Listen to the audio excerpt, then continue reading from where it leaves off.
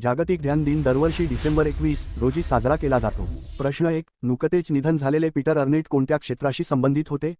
उत्तर: पत्रकार। स्पष्टीकरण: पीटर अर्नेट हे एक प्रसिद्ध पत्रकार आणि युद्ध प्रतिनिधी वॉर कॉरेस्पॉन्डंट होते, ज्यांचे नुकतेच निधन झाले आहे।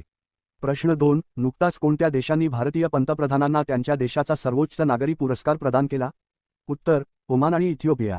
स्पष्टीकरण: भारतीय पंतप्रधानांच्या दौऱ्यादरम्यान ओमान आणि इथिओपिया या दोन्ही देशांनी त्यांना आपल्या देशाच्या सर्वोच्च नागरी सन्मानाने गौरविला आहे। प्रश्न 3 ते 2025 मधील जगातील सर्वोत्तम विमानतळाचा बेस्ट एअरपोर्ट किताब कोणत्या विमानतळाने पुन्हा मिळवला आहे?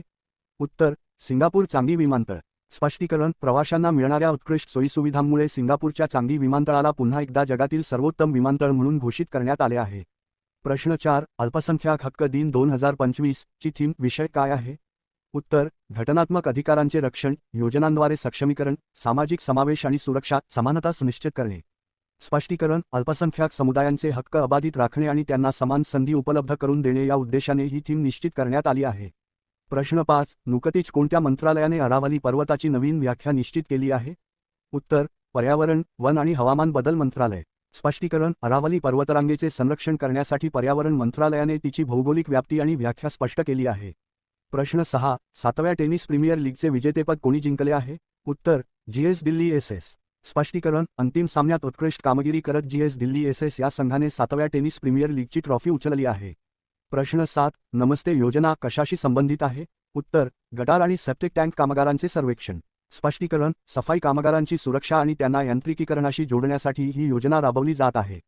प्रश्न 8. बातम्यांमध्ये पाहिले गेलेले ICGS सार्थक कोणत्या प्रकारचे जहाज आहे? उत्तर: ऑफशोर पेट्रोल वेसल गस्ती जहाज। स्पष्टीकरण: भारतीय तटरक्षक दलात दाखल झालेले सार्थक हे समुद्रात गस्त घालण्यासाठी आणि सुरक्षेसाठी वापरले जाणारे प्रगत जहाज आहे। प्रश्न 9. ऑक्टोबर 2026 मध्ये होणाऱ्या जैवविविधतेवरील अधिवेशनाच्या 17व्या परिषदेचा COP17 अधिकृत लोगो कोणत्या देशाने अनावरण केला आहे? उत्तर: आर्मेनिया। स्पष्टीकरण: आर्मेनिया देश 2026 मध्ये होणाऱ्या जैवविविधतेशी संबंधित COP17 परिषदेचे यजमानपद भूषवणार आहे। प्रश्न 10. कोणत्या देशाने अधिकृतपणे ब्रिक्स 2026 चे अध्यक्षपद भारताकडे सोपवले आहे? उत्तर: ब्राझील। स्पष्टीकरण: ब्राझीलने आपला कार्यकाळ पूर्ण झाल्यानंतर ब्रिक्स समूहाचे पुढील वर्षाचे 2026 चे अध्यक्षपद भारताकडे सुपूर्द केले आहे। व्हिडिओ आवडला असेल तर कमेंटमध्ये नक्की कळवा आणि लाईक, शेअर, सबस्क्राईब करायला विसरू नका।